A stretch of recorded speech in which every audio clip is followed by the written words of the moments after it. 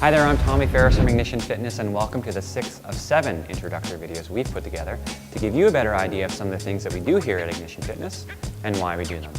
In this installment, we're going to take a look at 6 functional strength training exercises we've picked specifically to help make you a better, faster, stronger runner. I'm going to have Jen here demonstrate the exercises for us, and I'm going to be doing the more advanced progressions right beside her. So let's get started.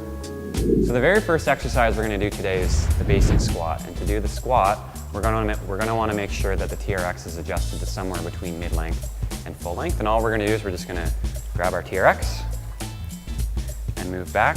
And in this case, all we're going to use the TRX for is to help us maintain perfect form. And in this case, doing a squat, we want to make sure that when we go down, that our knees are tracking basically right behind our toes.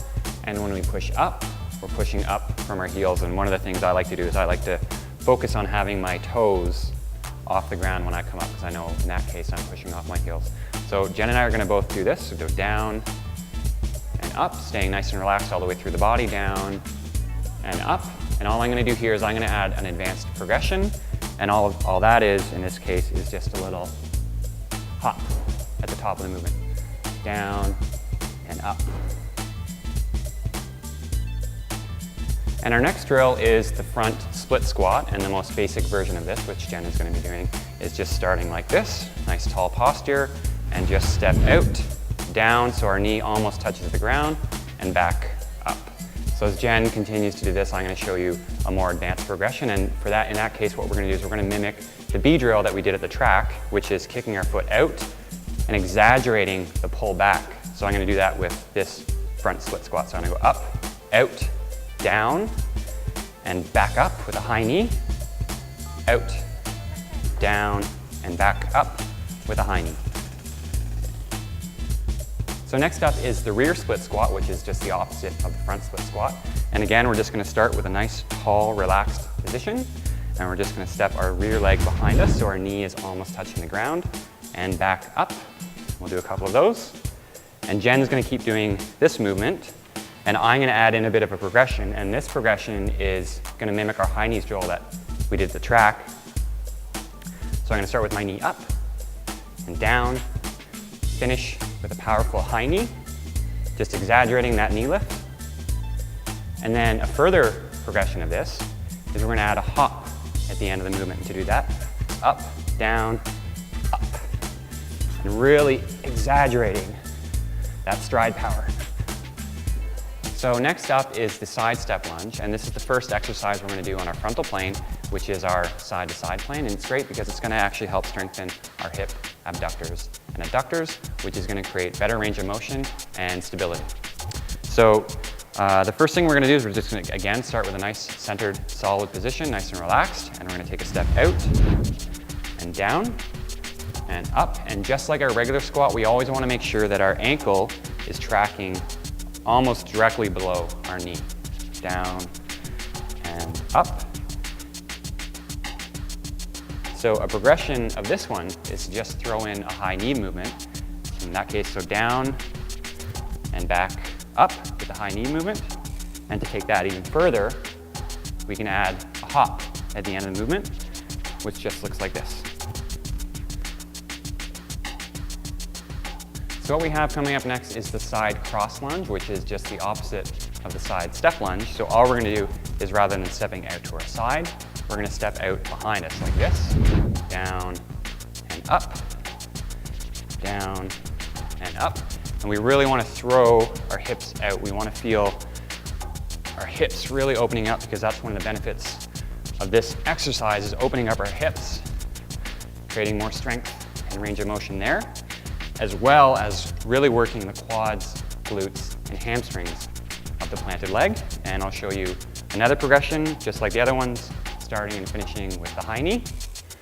And then, also like the other ones, we can add the hop, end of the move. Up,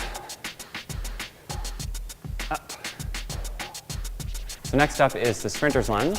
And for that, we're actually going to extend our TRX to its full length. And we're going to walk through the TRX, so the TRX is actually behind us. And we're going to put the handles right into our armpits, right underneath our armpits. And for the start of this, we're just gonna plant our feet at about a 45-degree angle. And this is a really simple movement. All we do is we go down and up with the knee, down and up with the knee. And just like our high knees draw at the track, we really want to be exaggerating that high knee lift here. So if we go down and lift that knee, however, we want the focus of the movement to be on generating power from our planted foot, and in this case, my left foot. So I'm gonna go down and really push from my planted leg, really push. And a progression of this one is to add a couple of hops at the top and bottom of the movement. And for that, we go down, up, down, up, down, up. And this exercise is excellent for increasing stride length and power. So the last exercise I want to show you in this video is a variation of the rear split squat, which was this. And in this case, we're going to do what's called a suspended rear squat. And so all I'm going to do is I'm going to take the TRX down and put it into single-handed mode. And I'm also going to slip my foot into the foot cradle, which is the bottommost soft loop. And this is a very challenging progression because in addition to doing the same movements that we would have done with the non-suspended rear lunge, we now are balancing on one foot, so we have to engage our core to keep us stable. And in addition to working the same muscles that we would with the non-suspended rear lunge, we're also working on strengthening our inner and outer hip muscles, which is going to give us better stability. And because our arms are free, we want to make sure that our arms are swinging opposite our legs. And just like all the other exercises, we can make this even harder by adding a hop at the top of the movement. This is really We can use these 6 exercises to maximize our running specific strength, speed, and endurance. And anyone that runs is going to benefit from them. Now in terms of how many we should be doing, let's start with 1 to 2 sets of 4 to 6 reps. And as you get stronger, increase to 10 to 12 reps. Now all of the exercises that we've shown you here today are fairly basic versions. And all the movements are included in our triathlon and running specific fitness boot camps. And for more information on our boot camps or to sign up, or for more information on becoming a coached athlete with Ignition Fitness, head to our website, ignition-fitness.com.